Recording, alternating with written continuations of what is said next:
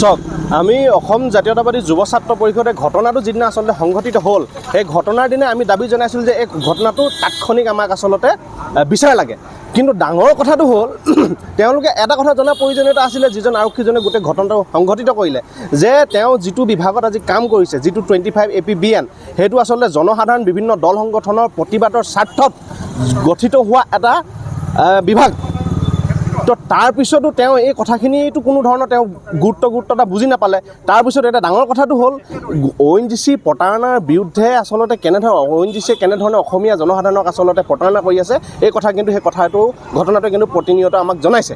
কিহৰ কাৰণে যে ONGCত সোমাবলৈ যোৱাৰ লগে লগে স্থানীয় জনসাধাৰণক যিধৰণে বাধা দিয়া হয়, প্ৰতিৰক্ষা বাহিনী লগাই তেওঁলোকে ONGC নিজৰ ভিতৰুৱা কুকৰ্মসমূহ ঢাকিবৰ কাৰণে যিধৰণে প্ৰতাৰণা কৰি আহে, সেই সেইদিনাখিনিয়ে আচলতে প্ৰতিয়ন কৰিছোঁ। আৰু লগে লগে আমাৰ সাংবাদিক বন্ধুসকলে তেওঁলোকে কেৱল মাত্ৰ ভিতৰলৈ যোৱাৰ অনুমতি বিচাৰি সেই সময়ত তেওঁলোকে যুক্তিযুক্ততা কৰি থকাৰ সময়তে আচলতে জোৱানজনে নিজৰ সংযমহীনতা হেৰুৱাই কি ধৰণে আচলতে অন কেমেৰাৰ সন্মুখত তেওঁ বন্দুক টোৱাবলৈ সাহস কৰিলে।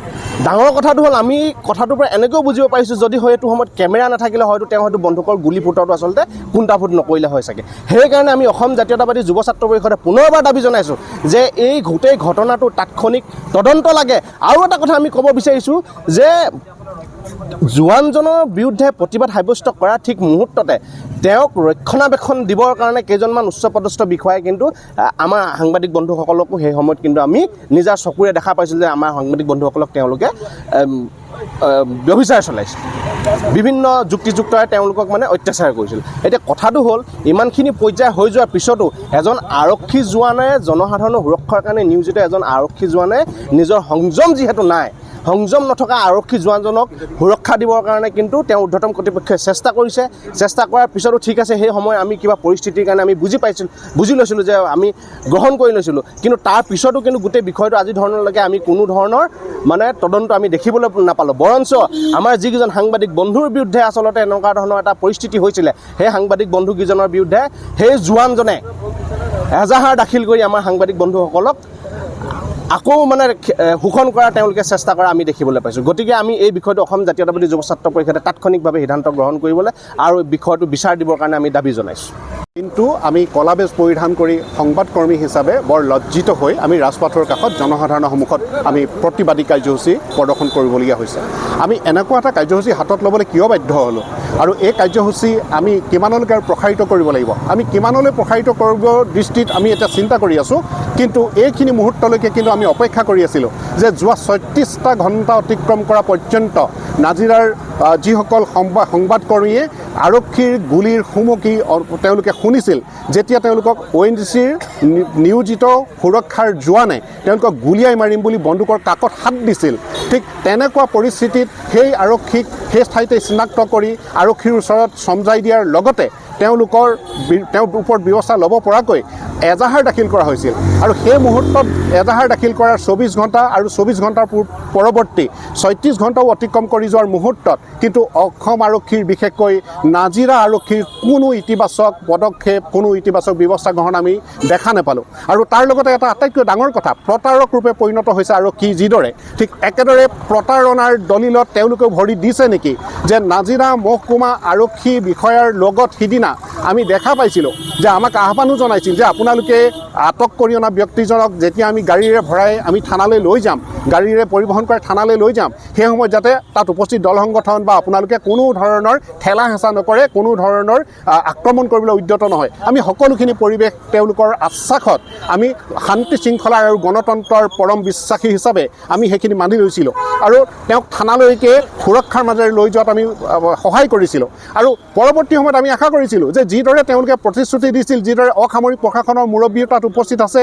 আমি তেতিয়া ভাবিছিলোঁ সঁচাকৈ তেওঁলোকে জনসাধাৰণে কেতিয়াবা ওজৰাপত্তি কৰিবলগীয়া থল থাকিলেও অন্ততঃ সাংবাদিকসকলৰ ক্ষেত্ৰত তেনেকুৱা থল আজি নাথাকিব।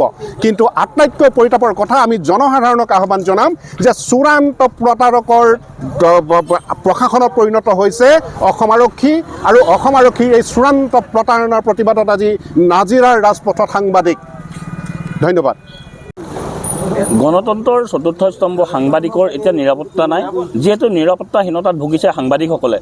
আজি যিটো দিনত ৰাষ্ট্ৰীয় প্ৰেছ দিৱসৰ দিনা যি দিনটোত সাংবাদিকৰ দিন হিচাপে গণ্য কৰে সকলোৱে, সেই দিনটোতে আৰক্ষী প্ৰশাসনে যি তেওঁলোকৰ বৰ্বৰতা দেখুৱালে সাংবাদিকৰ ওপৰত, ONGCৰ আৱাসিক এলেকালৈ যাবলৈ দুজন সাংবাদিকে যেতিয়া চেষ্টা কৰিছিলে বা তেওঁলোক তালৈ প্ৰৱেশত তেওঁলোকৰ 25 নম্বৰ বেটেলিয়নে বাধা দিয়াৰ পাছতেই উত্তপ্ত হৈ পৰিছিল ONGCৰ আৱাসিক এলেকাৰ সন্মুখভাগ। আৰু তেতিয়াই যি নাজিৰা থানাৰ আৰক্ষী আহি তাত সাংবাদিকক বাধা প্ৰদান কৰাৰ লগতে তেওঁলোকে বৰ্বৰতা প্ৰদৰ্শন কৰা পৰিলক্ষিত হ'ল, যাৰ ফলত এতিয়া সাংবাদিকসকল নিৰাপত্তাত ভুগি তেওঁলোকৰ ন্যায় বিচাৰি তেওঁলোকে আৰক্ষীৰ কাষ চাপিছিল। আৰু প্ৰতিবাদ আজি তাৰ পৰিপ্ৰেক্ষিততে এই নাজিৰাৰ মাজমজিয়াত আজি প্ৰতিবাদ সাব্যস্ত কৰিবলগীয়া হৈছে।